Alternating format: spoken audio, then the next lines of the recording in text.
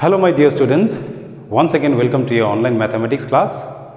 So in the last class we have already completed the chapter trigonometry, which is the most important part of your mathematics syllabus, because without trigonometry you won't be able to solve the further questions on the derivatives and the calculus in your class 12 and as well as in class 11.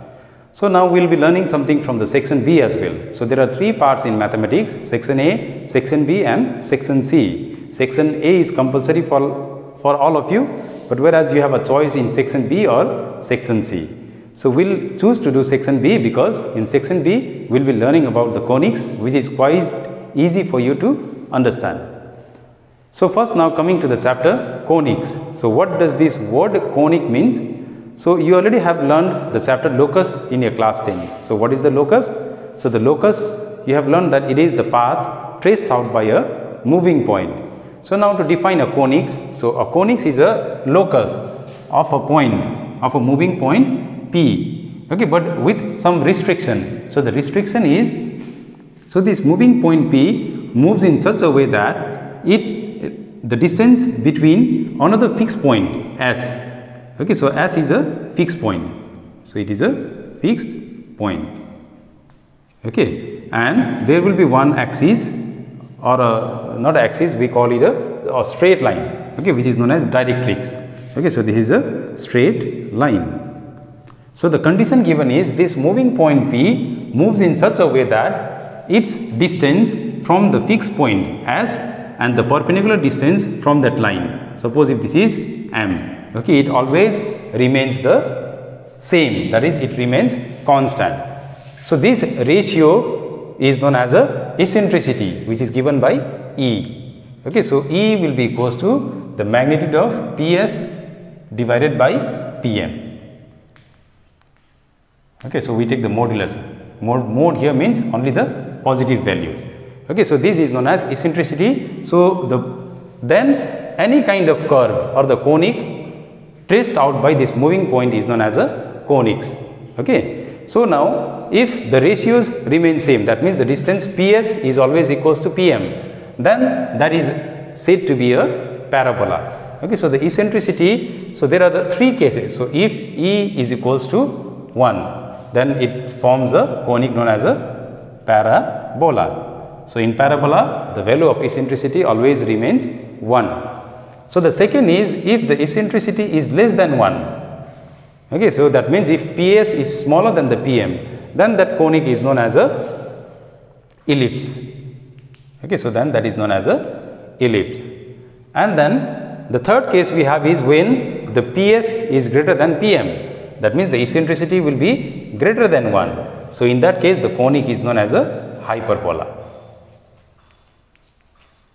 Okay, so we have three conics. One is the parabola, the other is the ellipse, and the third one is the hyperbola. Okay, so in this portion we will be studying about the parabola, the ellipse and the hyperbola individually. Okay, so we will begin with parabola.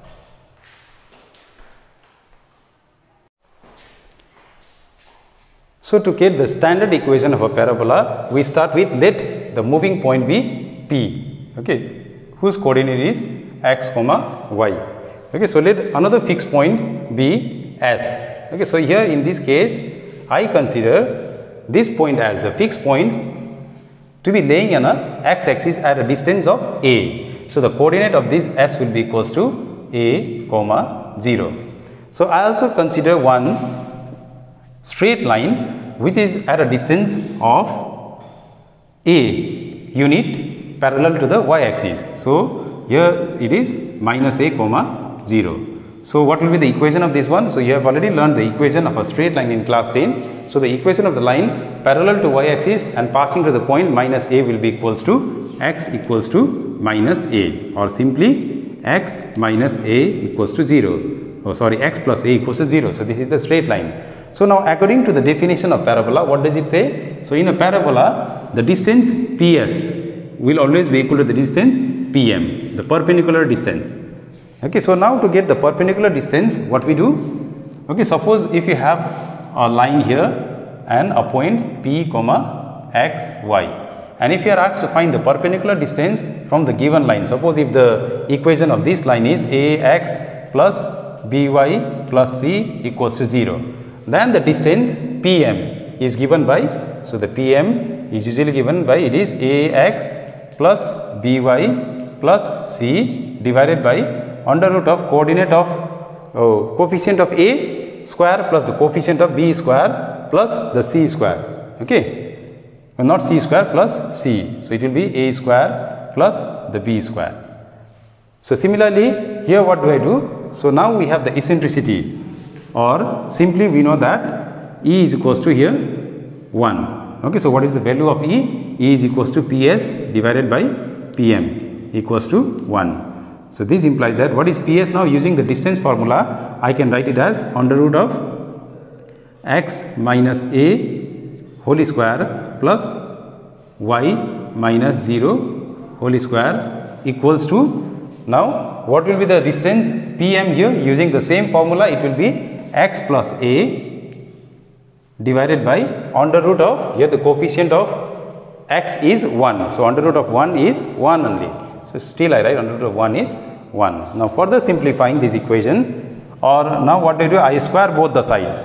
So squaring both the side, I get x minus a whole square plus y square will be equals to x plus a whole square.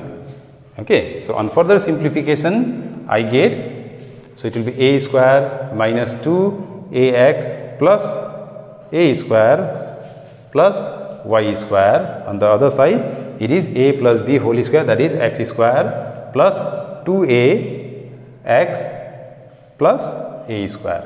So a square and a square cancel both the side, x square and x square cancel both the side, and if I take these minus 2x to the other side, I get the equation y square is equals to 4ax, which is the standard equation of the parabola. So you must remember that the standard equation of the parabola will always be equals to y square equals to 4ax. Now we will be learning some of the definitions related to the parabola.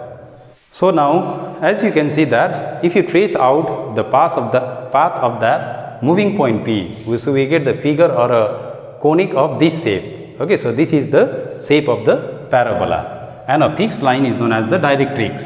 Okay, so now there are some terms like first a chord. So what is a chord? A chord is a line that touches the parabola at 2 points. Like if I draw a line, suppose if I draw a line joining the two ends of the parabola like this.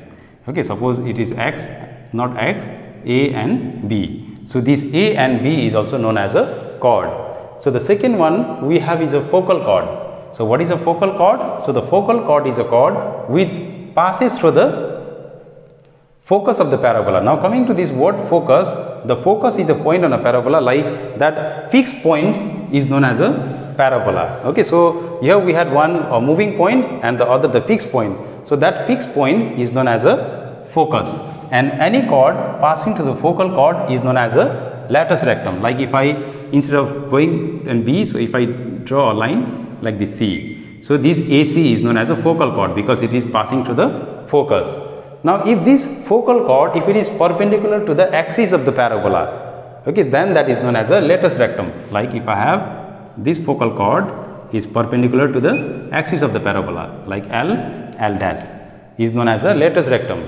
Okay, and another we have is the vertex. So if you are learning vertex, the axis. So what is the axis of parabola? The axis of the parabola is a straight line that divides the parabola into equal half. Okay, and what is the axis? Yes, axis is that point. And now coming to the vertex, what is a vertex? Vertex is a point when the axis and the parabola intersect each other. So here I have taken the vertex as the origin of the coordinate system. Okay, so these are the few terms that you have to remember while solving the problems on the parabola. So now you will be asked to find the length of the latus rectum, or sometimes you will be asked to find the vertex, sometimes you will be asked to find the focus. So in that case there is some way to remember what are the length, vertex, axis and the focus of the given parabola. So the standard equation of the parabola we have is y square is equals to 4ax. Okay, so in this equation, okay, so this is the equation of the, we call is a positive parabola. So it is the positive parabola because the parabola is on the positive x-axis. Okay, so similarly we will have a negative parabola on the negative x-axis. We will have the y-axis parabola, positive side will have the y-axis negative side as well. Like I can draw another parabola of this form. Okay, I can also draw a parabola in a positive y-axis. Okay, I can also draw a parabola in a negative y-axis. So in that case, the parabola will take a different forms or the different equations. Like in case of the parabola, if it is on a negative x-axis, then the equation will be y square is equals to minus 4ax. Okay, simply a minus. Now if the parabola is on the positive y-axis, okay, then the equation takes of the form x square is equals to 4ay. And if it is a downward parabola, okay, then it is x square is equals to minus 4ay. Okay, very simple. Okay, so these are the four kinds of parabola, okay, facing towards the four different axes in a given coordinate system.